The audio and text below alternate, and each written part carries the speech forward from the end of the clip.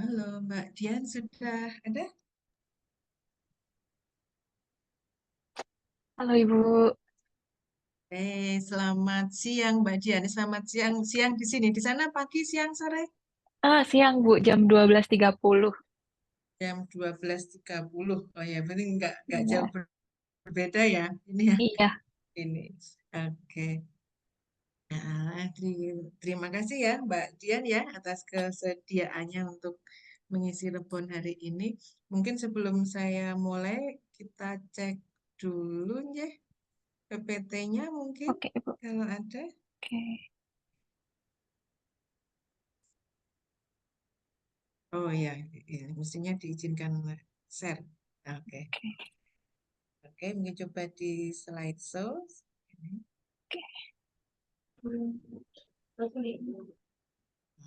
Sudah bisa dilihat Bu? Oke, sudah bisa dilihat. Oke. Ini coba kalau untuk ganti slide. Oke. Oke. Oke, sip. Ya, oke, ya, bagus ya. Oke, Mas Hasan. Halo Mbak Dian, Oh, halo Pak. Apa kabar Pak? masih ingat aku toh? Ingat loh. Nah, iya. Terima kasih atas bantuannya ya Pak dulu. Oke, ya. Sehat-sehat toh Mbak Dian. Alhamdulillah sehat Pak. Oke, selamat ya. Sukses pokoknya. Ya, sama-sama Pak. Sehat selalu Pak. Ah, oke, amin. Alhamdulillah.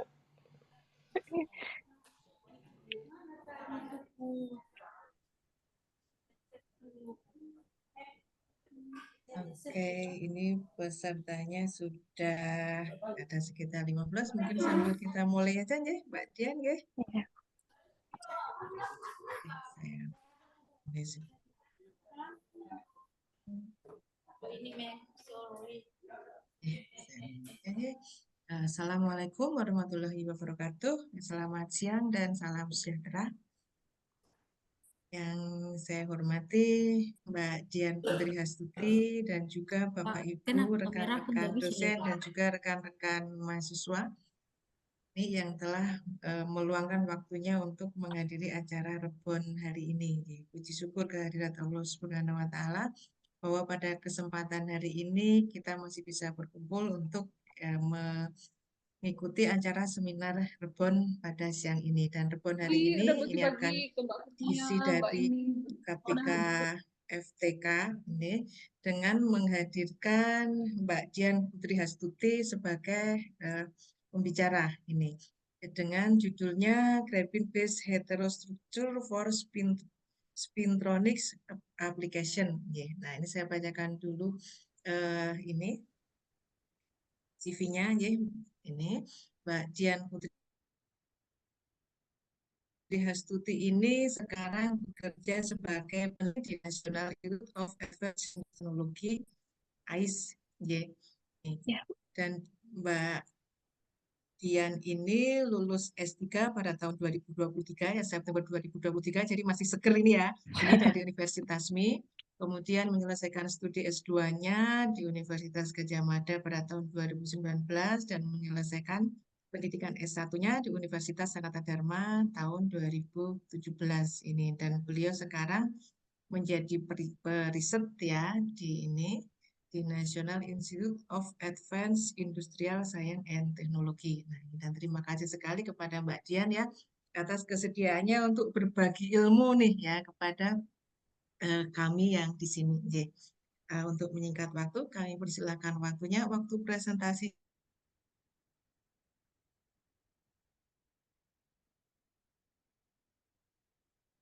30 lebih untuk kemudian dilanjutkan.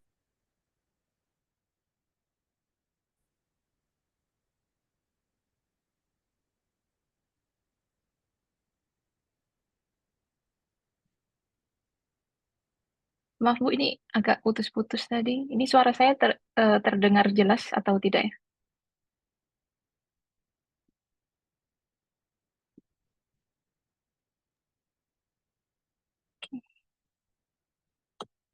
Eh, apakah slide-nya bisa dilihat dengan baik? Suara saya juga jelas.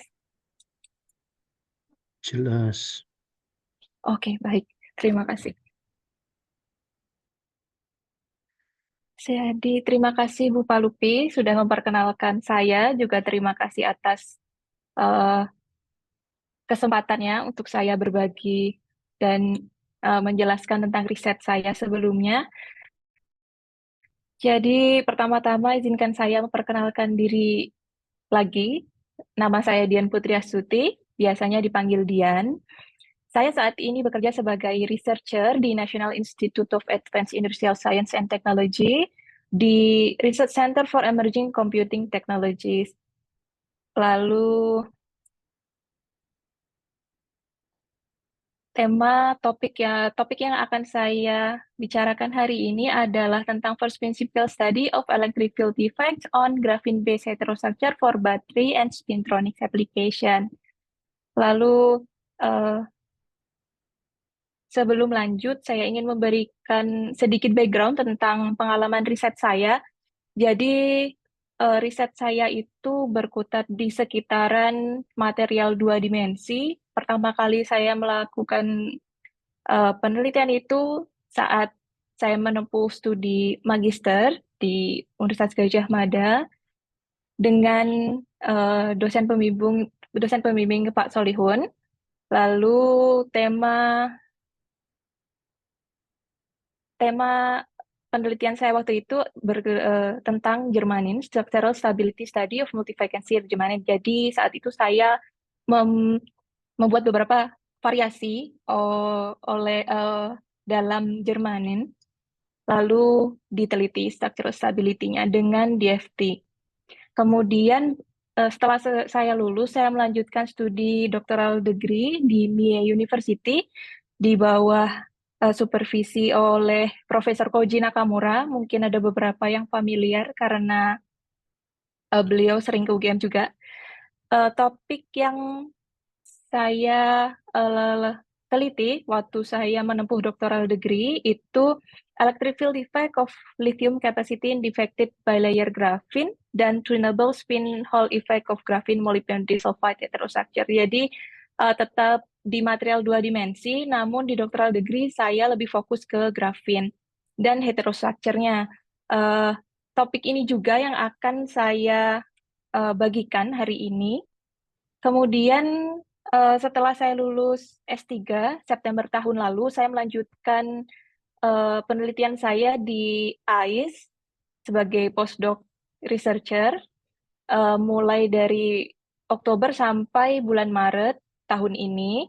Penelitian saya tentang two-dimensional heterostructure for application of next generation voltage control MRAM. Jadi saya tetap menggunakan material 2 dimensi sampai penelitian ini juga. Lalu mulai dari bulan kemarin, April 2024, saya mulai posisi baru sebagai researcher di lab yang sama.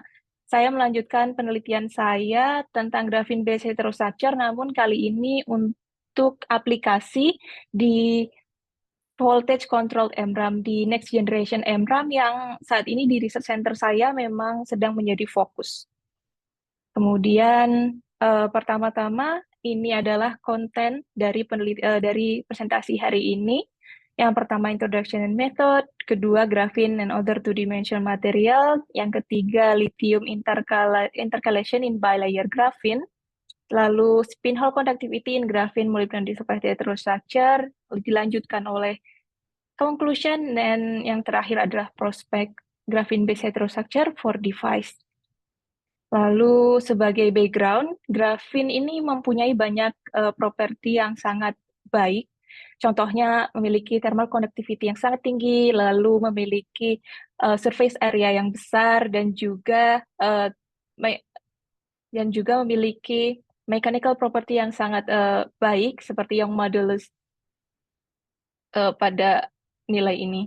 Kemudian graphene itu juga mempunyai mobilitas elektron yang sangat tinggi, yang membuat graphene itu memiliki banyak potensi untuk menjadi material untuk device. Kemudian untuk perjalanan grafin itu sendiri, grafin mari kita mulai dari 2004 yang waktu pertama kali grafin itu diisolasi, mechanical isolation.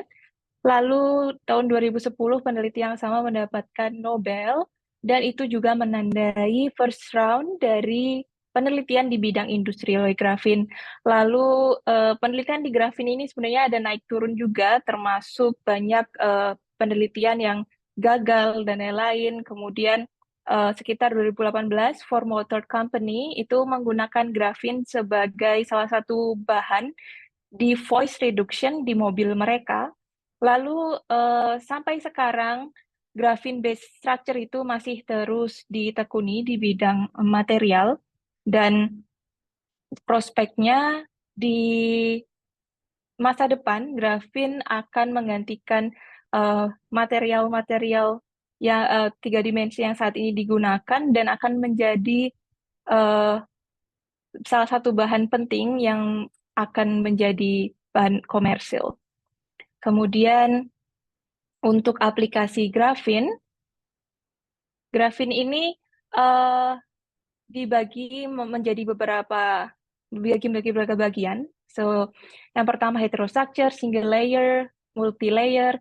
Jadi untuk presentasi kali ini fokus saya akan berfokus pada multi layer grafin yang akan dibahas untuk aplikasi di baterai dan juga heterostructure grafin yang akan digunakan untuk spintronic device.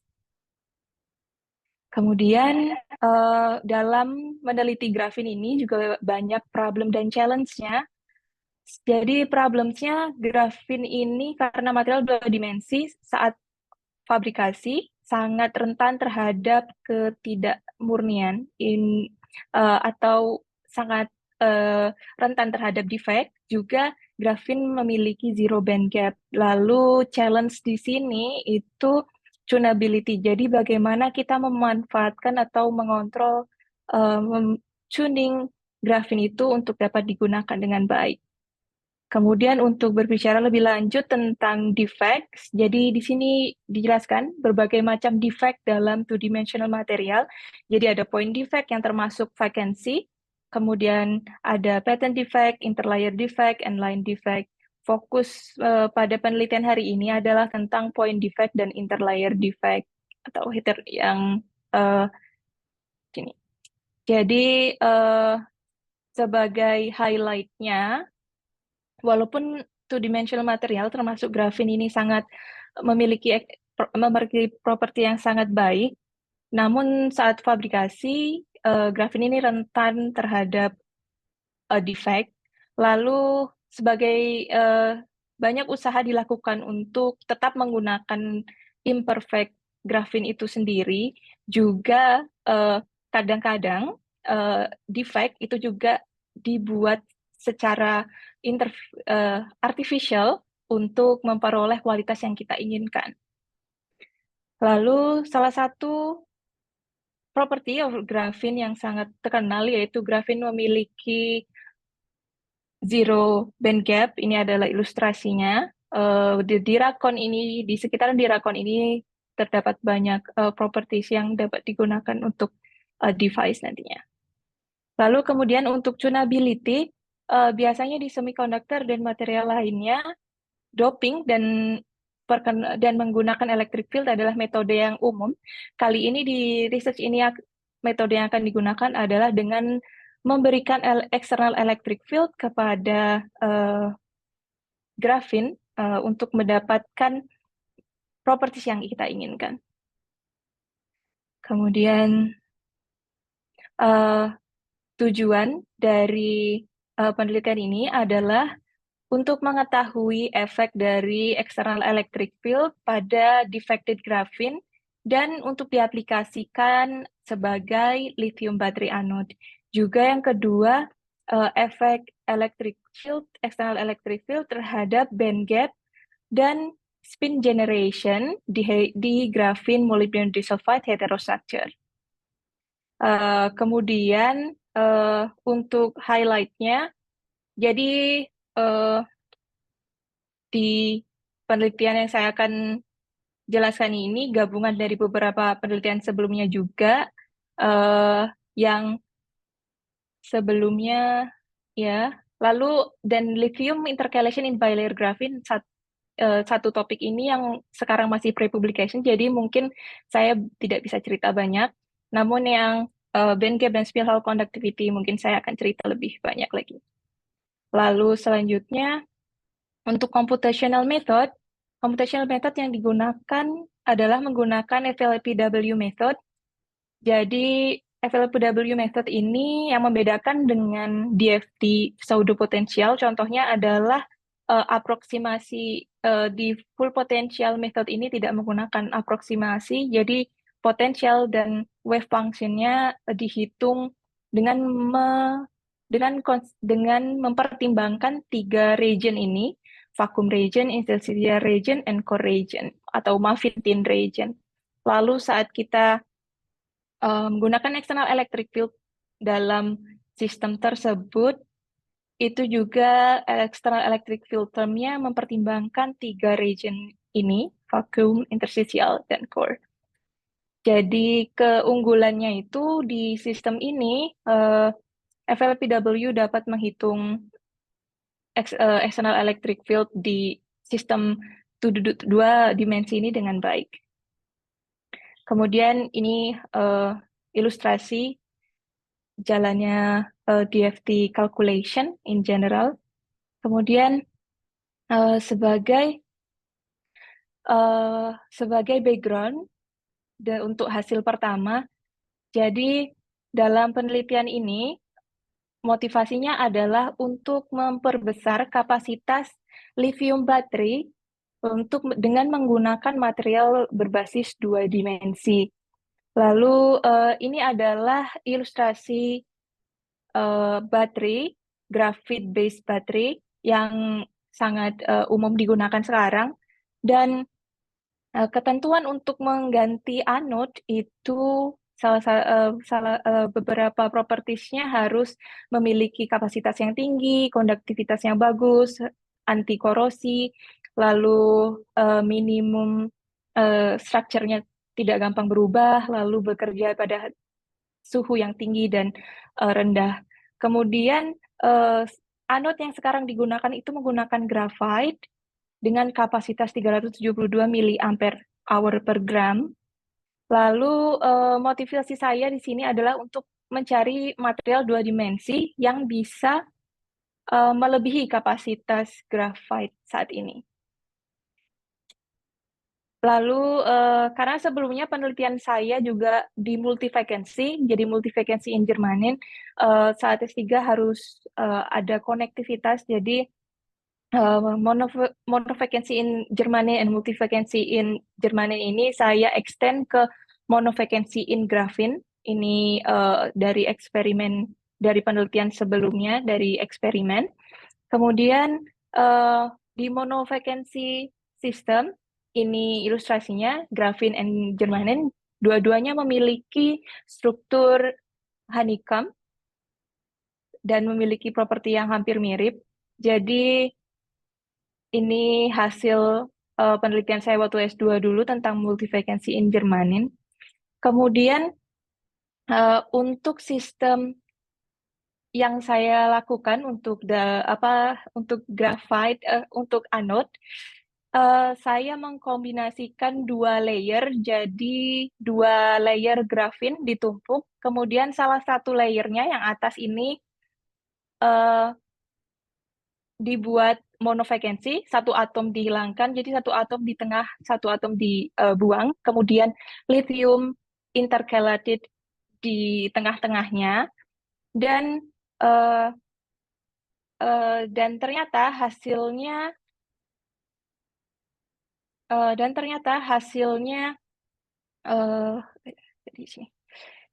saat kita menggunakan defected vacancy pada graphene itu kapasitasnya menjadi lebih tinggi daripada kalau kita menggunakan pristine graphene.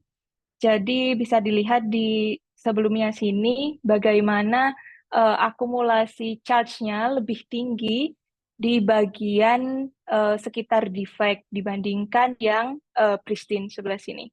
Jadi dengan banyaknya charge seperti ini seperti istilahnya seperti membuat litiumnya lebih gampang menempel di sistem tersebut gitu. Kemudian studi sebelumnya juga sudah ada tentang ini. Jadi membandingkan antara pristine bilayer graphene dengan vacancy bilayer graphene. Jadi yang dengan vacancy ini kapasitasnya ternyata jauh lebih tinggi daripada yang pristine. Kemudian di penelitian saya itu saya berusaha improve lagi dengan cara menggunakan external electric field. Jadi harapannya jika ditambah external electric field nanti kapasitasnya akan menjadi lebih tinggi. Jadi ini adalah ilustrasi bagaimana defective bilayer graphene dengan lithium intercalation. Kemudian ini hasil dari absorption energy dan berbanding dengan electric field, di mana absorption energy semakin rendah saat electric field-nya semakin tinggi. Jadi absorption energy ini sebaiknya adalah semakin rendah, jadi semakin kecil energi yang dibutuhkan untuk grafin itu menempel dengan lithium. Kemudian sebagai hasilnya saya highlight dua hasil. Yang pertama dengan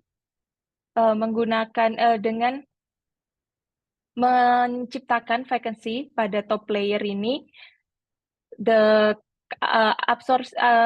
energi absorpsinya improve dibanding dengan pristine.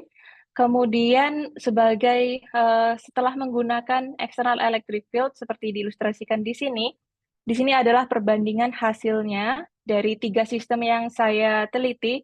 Jadi ada sistem pristine graphene hanya bisa menampung 5 lithium atoms, lalu defected graphene hanya bisa menampung 10 lithium atoms, dan saat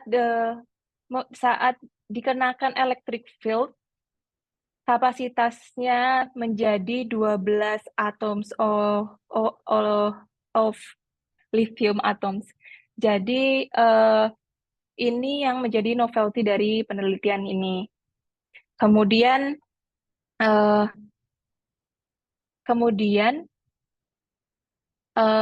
sebagai reference, jadi sistem yang semakin baik adalah sistem yang bisa menampung sebanyak-banyaknya lithium atom di dalam sistem ini. Baik, selanjutnya adalah tentang spin Hall effect pada graphene dan molybdenum disulfide heterostructure. Jadi untuk menggunakan graphene di spintronic devices itu umumnya terdapat 3 cara: generation of spin current, detection of spin current, dan control of spin current. Kemudian graphene ini memiliki intrinsic spin orbit coupling yang sangat rendah. Oleh karena itu kita membutuhkan material lain untuk dapat menginjeksi spin orbit coupling itu ke layer graphene. Oleh karena itu dalam penelitian ini saya mengusulkan untuk menggunakan graphene dan molybdenum disulfide, karena molybdenum disulfide adalah salah satu anggota TMD structure yang memiliki intrinsic SOC yang sangat besar.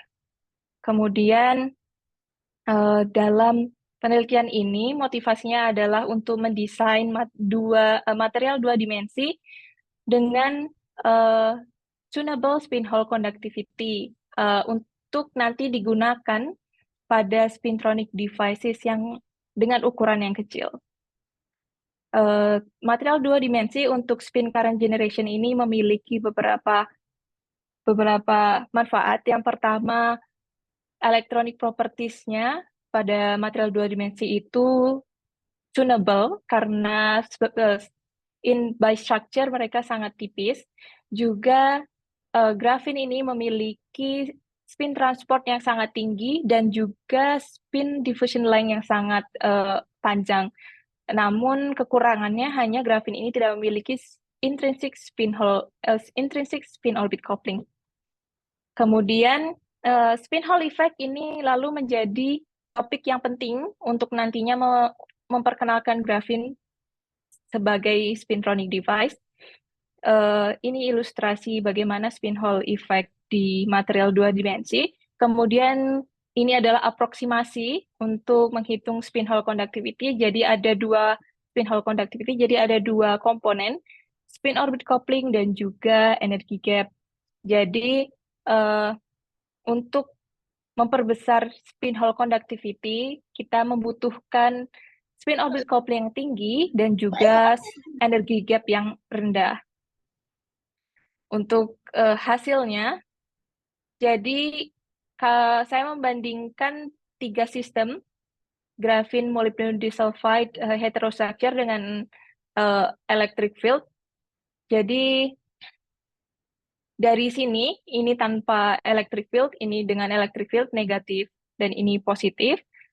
Dari sini menyimpulkan bahwa molybdenum disulfide itu, molybdenum disulfide layer yang sini, itu terpolarisasi oleh external electric field, dan di grafin layer, seperti ditunjukkan di sini, itu mempunyai tendensi untuk keep the neutrality.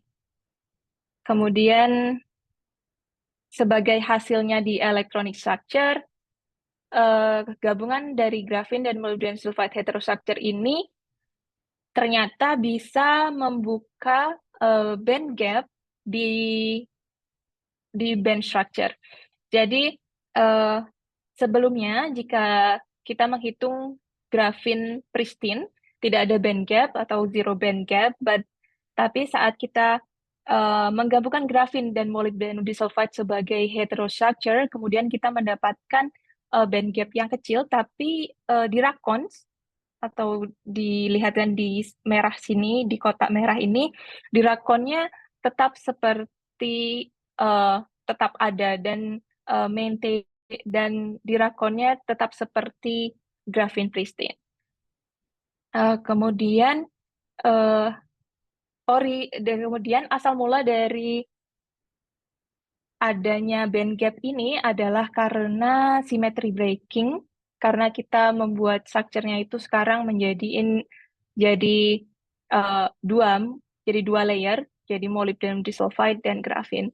Kemudian beberapa manfaat kita menggunakan molybdenum disulfide sebagai pasangannya grafin itu karena molybdenum disulfide ini memiliki spin orbit coupling yang tinggi. Jadi dari persamaan sebelumnya, untuk mendapatkan spin Hall conductivity yang tinggi, kita membutuhkan spin orbit coupling, dan sekarang sudah kita dapatkan dengan cara menambahkan layer molybdenum disulfide. Kemudian untuk hasil spin Hall conductivity untuk grafin molybdenum disulfide itu pada 25 per ohm per centimeter. Ini jauh lebih besar dibandingkan spin Hall conductivity pada grafin atau bilayer grafin yang hampir nol, hampir tidak mempunyai nilai spin Hall conductivity. Namun sebenarnya nilai ini masih cukup kecil dibandingkan dengan material heavy metal seperti platina yang mempunyai spin Hall conductivity sekitar 2000 per ohm per centimeter. Lalu target selanjutnya adalah dari persamaan sebelumnya, jika kita bisa mengontrol gap di band gap, kita bisa mengontrol spin Hall conductivity juga. Caranya adalah dengan memperkenalkan menggunakan external electric field seperti diilustrasikan di sini. Lalu ini adalah hasil dari electric field effect di 3 sistem. Ini tanpa electric field, ini negatif, ini positif. Jadi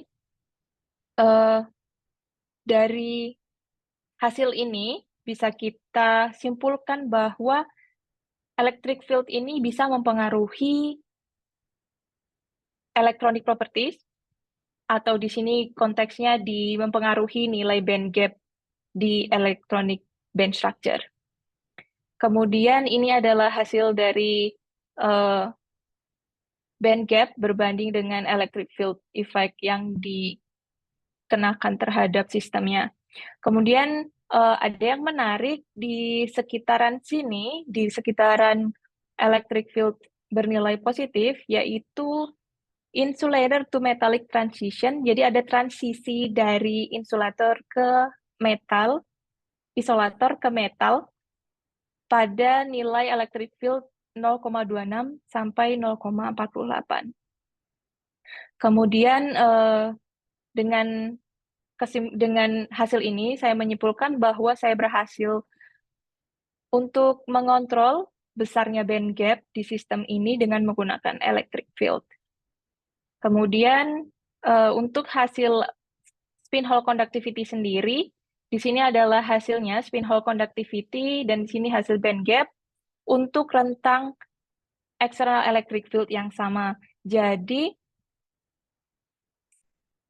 spin hole conductivity ini maximize mencapai nilai yang maksimal saat band gap mendekati 0, dan spin hole conductivity ini jauh lebih tinggi dibandingkan nilai spin hole conductivity saat kita tidak menggunakan electric field sama sekali, atau ditunjukkan di sini 0.0 electric field hanya 25, kemudian saat band gapnya minimal kita mendapatkan spin hole conductivity 170 per ohm per sentimeter. Kemudian sebagai kesimpulan, jadi kesimpulannya external electric field dalam lithium intercalation dalam defective barrier graphene dapat menaikkan kapasitas. Jadi sebelumnya tanpa electric field hanya 10 lithium atom, sekarang jadi 12 lithium atom. Kemudian electric field juga berhasil mengontrol spin hole conductivity di graphene molybdenum disulfide heterostructure dan bisa mencapai spin hole conductivity maksimum sampai dengan 170 per ohm per sentimeter. Kemudian sebagai prospek, ini salah satu topik saya sekarang yang saya sekarang kerjakan, namun belum publikasi, jadi belum bisa cerita banyak. Saya melanjutkan penelitian saya di material 2 dimensi, namun untuk aplikasi di voltage controlled MRAM. Jadi spin hole conductivity, spin hole assisted layer di sini nanti dikombinasikan grafin dan material lain untuk targetnya adalah memperkecil write energy di MTJ. Kemudian ini juga salah satu yang saya kerjakan sekarang untuk mengkombinasikan grafin dengan metal. Jadi di sini dengan kobalt untuk mendapat perpendicular magnetic anisotropi PMA untuk nanti menjadi salah satu layer di MTJ di voltage control MRAM. Kemudian terima kasih.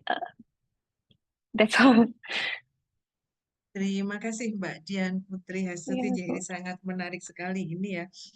Nah, ini sangat dekat dengan perkembangan teknologi sekarang ya. Sekarang ini saya lihat perkembangan baterai lithium ya, yang memang ini ya Li yang sedang berkembang pesat ini ya. Oke. Sesi yang berikutnya adalah sesi diskusi ya. Monggo silahkan apabila dari peserta ada yang ingin bertanya, boleh dengan bertanya langsung ya, hand raise, atau boleh juga dituliskan di kolom chat ini. Silahkan. Monggo.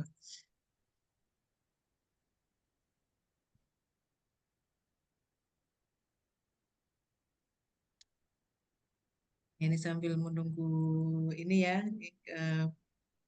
persiapan bagi yang ingin bertanya, silahkan. Oh, itu ada yang sudah ini raise. Monggo Pak, silahkan. Baiklah, terima kasih Mbak. Saya Silahuddin. Saya itu dari dulunya Batan ya, di Jogja, sekarang Oh, menjadi BRIN, bergabung.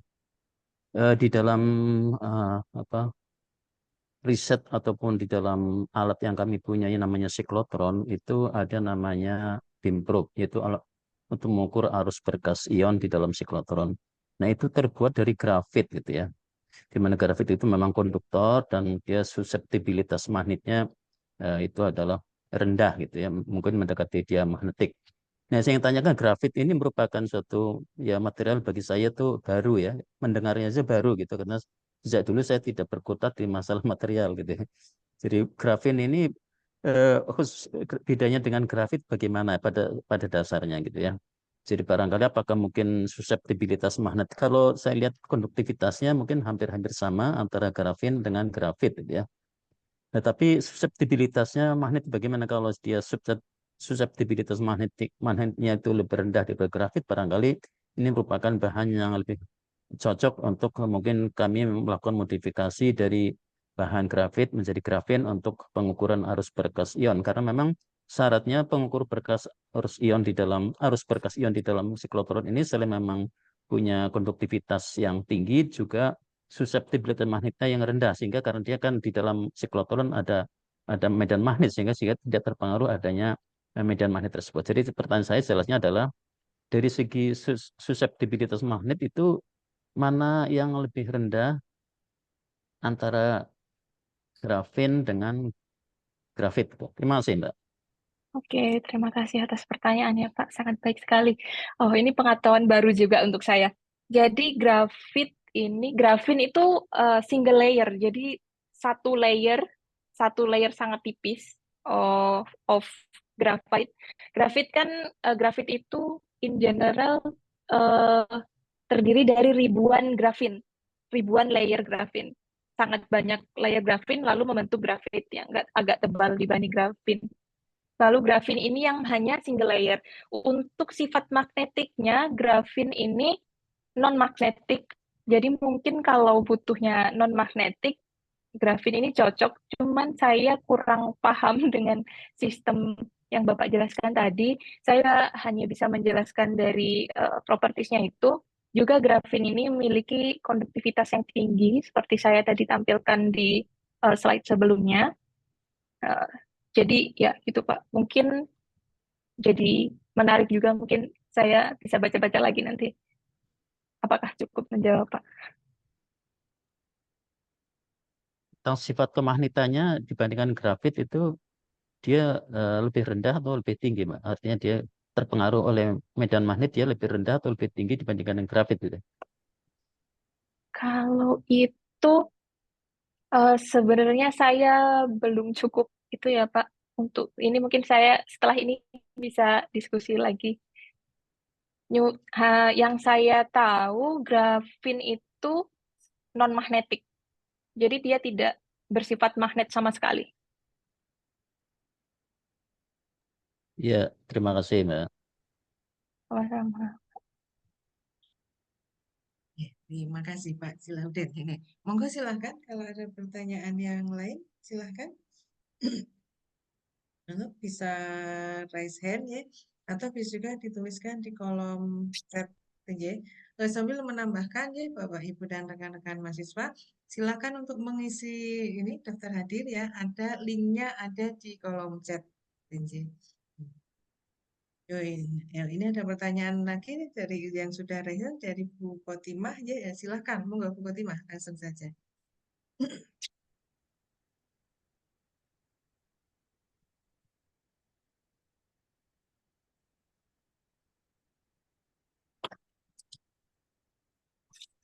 Halo Bu Kotimah.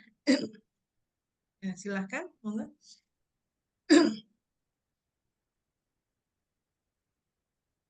Mungkin ada kendala nih Bu Kotimah ini raise hand tapi belum unmute.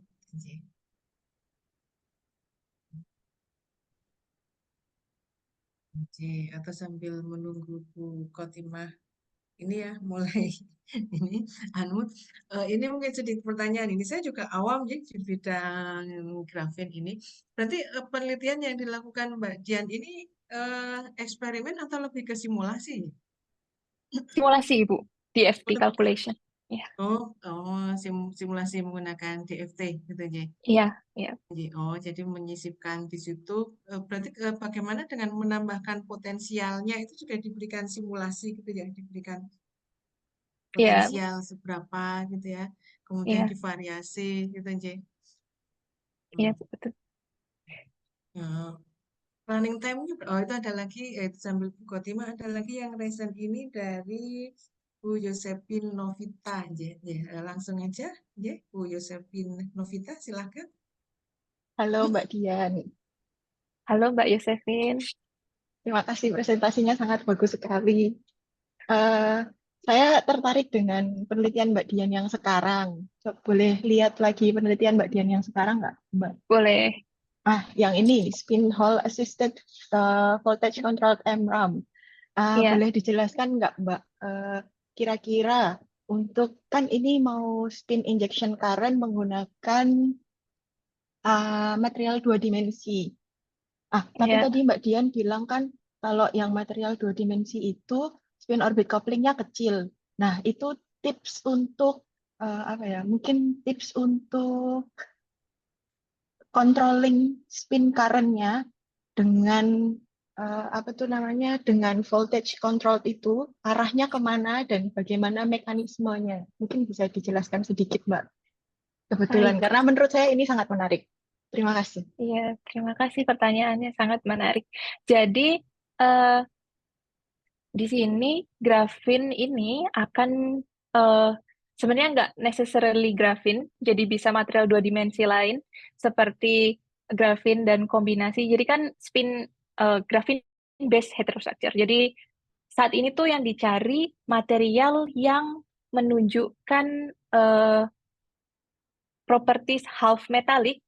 Jadi kalau half metallic kan salah satu spinnya metallic, salah satu spinnya non metallic. Lalu kemudian dari spin up dan spin down yang berbeda itu nanti kita bisa mengatur yang mana yang semuanya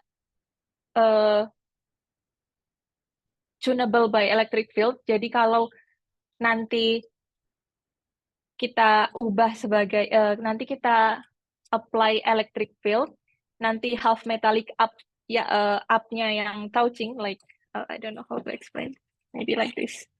I can kalau band gap-nya yang touching itu conduction and valence band-nya yang touching itu yang up and down, terus yang kalau kita kontrol dengan electric field kemudian up and down-nya like switching yang statusnya tadi tapi maintain half metallic-nya tadi, karena half metallic jadi kita bisa mau yang mana sifat yang mana yang mau kita pakai jadi dari spin itu. Jadi jadi spin hall assisted-nya nanti itu tergantung itu dari half metallic sistemnya yang dari conduction and valence band. Mungkin agak susah saya menjelaskannya karena perlu ilustrasi, nanti Mbak Yosefin diskusi lagi. Boleh Terima Mbak, kasih. terima kasih. Ini sangat menarik sekali, terima kasih. Kebetulan saya juga sedang Sama-sama. mengerjakan hal yang sama, jadi mungkin nanti bisa kolaborasi ya Mbak. Terima Oh kasih Mbak. iya, terima kasih. Oke, terima kasih Bu Yosefin. Memang salah satu manfaat seminar Rebon ini mungkin informasi memberikan informasi bahwa ada topik penelitian ini sehingga bagi yang memiliki topik yang sama ini mungkin bisa melanjutkan diskusi ya setelah ini gitu ini ada lagi yang resen Pak Darwis monggo silahkan Pak Darwis. Ya, terima kasih Bu Lubi. Suara saya bisa terdengar ya Bu? Seru kalau Pak Darwis tadi. Iya, Iya, tadi sebenarnya saya nggak sadar saya masuk pakai akunnya Bu Khotimah. Saya pakai komputer di jurusan gitu. Jadi kok saya nggak dipanggil? Ternyata saya baru ingat ini punya Bu Khotimah, itu saya ganti gitu. Iya, terima kasih. Mungkin tadi saya pengen tahu aja Mbak Dian bagaimana cara menghitung conductivity charge sama conductivity spin gitu. Ya karena Oke. ya sepertinya ini seperti fenomena spin charge separation gitu ya. Jadi kalau pandangan sederhananya kalau kita sering membayangkan kan kalau muatan punya charge sama spin, jadi kalau charge-nya yang bergerak ya otomatis spinnya juga bergerak gitu. Tapi ini seakan-akan ada pergerakan charge ya dengan spin itu seakan-akan perilakunya berbeda gitu. Contohnya di sini charge-nya bergerak ke arah yang lain, spinnya ke arah yang lain. Ya, makasih. Ya, baik, Pak. Eh, secara umumnya,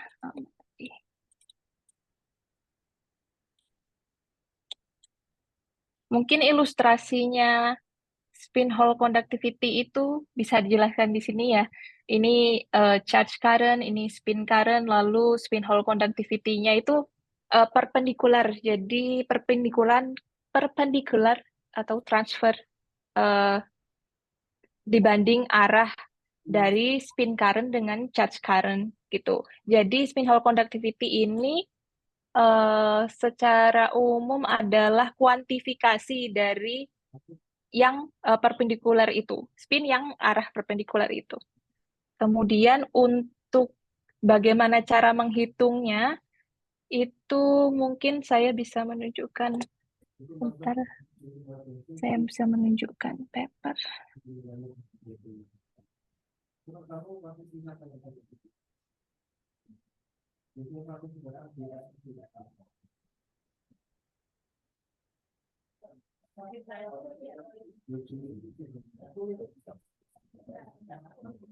Mungkin untuk lebih detailnya bisa ini Pak, kebetulan belum lama publikasi untuk penelitian yang tadi, Theoretical Investigation of Spin Hall Conductivity in Graphene Molybdenum Disulfide van der Waals Heterostructure, juga ada persamaannya.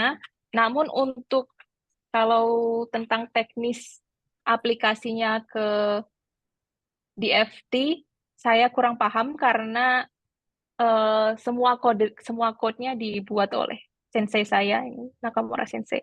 Oh, oke, Jadi, baik. Jadi ini sebenarnya cuma ini apa perhitungan lanjutan dari hasil yang diperoleh dari perhitungan DFT ya gitu ya.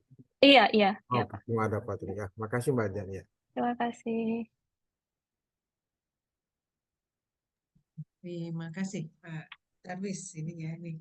Oh, monggo silahkan, masih ada pertanyaan lagi?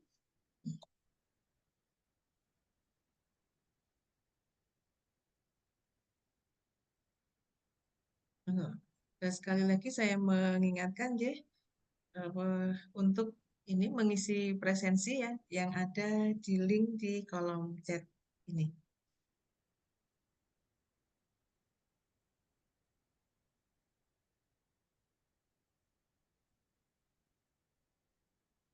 Ada pertanyaan lagi ini? Ya. Atau mungkin kalau belum ada pertanyaan ya, seperti yang sudah saya ungkapkan ya sebenarnya seminar hari ini tuh utamanya memang bukan hanya di sini ya, tapi ini adalah sebagai penghubung ya. Ini ada banyak sekali cerita ini dari Mbak Dian Putri dan mungkin bagi rekan-rekan mahasiswa dan rekan-rekan dosen yang penelitiannya itu serupa atau ingin mengembangkan hal yang sama atau ingin mendengarnya, mungkin bisa langsung nanti ya setelah ini melanjutkan komunikasi dengan Mbak Dian Putri Hastuti dan mungkin bisa dengan dilanjutkan dengan peneliti-peneliti di sana gitu ya sehingga di sini kita juga mendapatkan informasi yang mengenai penelitian tentang ini ya tentang grafin ini gitu ya. Ini memang saya lihat material grafin ini material yang sangat-sangat bagus ya. Ini yang banyak sekali gunanya ya dan untuk di sini digunakan untuk meningkatkan ini ya kapasitas dari baterai lithium ya. Ini. Kalau sudah tidak ada pertanyaan lagi, ya. Kalau tidak ada pertanyaan lagi ya saya ucapkan terima kasih ya kepada Mbak Dian Putri Astuti atas presentasinya dan semua penjelasan ini ya kepada kami yang di sini. Dan juga saya ucapkan terima kasih kepada Bapak Ibu yang telah meluangkan waktunya untuk mengisi seminar Rebon hari ini. Sekali lagi saya ingatkan ya untuk mengisi link presensi ini Dan untuk minggu depan masih ada acara rebon lagi ya yang akan diisi dari KPK lain. Yang demikian ya secara resmi saya tutup seminarnya rebon hari ini ya. Wassalamualaikum warahmatullahi wabarakatuh ya. Selamat siang. Waalaikumsalam warahmatullahi. Terima kasih Mbak Dian. Terima kasih, Pak. Oke. Ya, Terima kasih ya Mbak Dian ya. Iya, sama-sama, Ibu. Sama-sama, Pak. kalau liburan mampir. Iya, siap, Pak. Ya bukan Mungkin lebih teman ya. Iya, mampir ke mungkin sini. mungkin teman-teman mahasiswa kalau mau nanya studi in Jepang juga boleh menghubungi saya setelah ini. Oh, J ya. Iya, Terima nanti kasih apa banyak, namanya. Pak. Oke. Terima kasih ya. Iya.